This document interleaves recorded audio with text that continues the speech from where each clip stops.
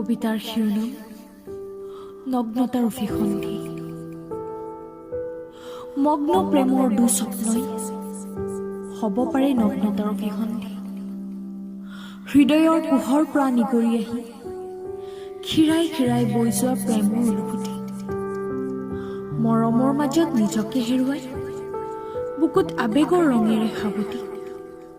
পৃথিৱীৰ মাজত হেৰাই পেলোৱা প্ৰেমৰ এই যুগলবন্দী হ'ব পাৰে নগ্নতাৰ অভিসন্ধি।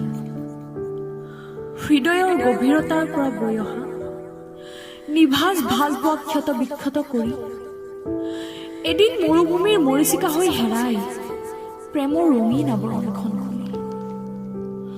নগ্নতাৰ ক্ষুধা পূৰ কৰিও হয়তো সুখী কিছু আবেগ বিহ্বল প্ৰেমিক।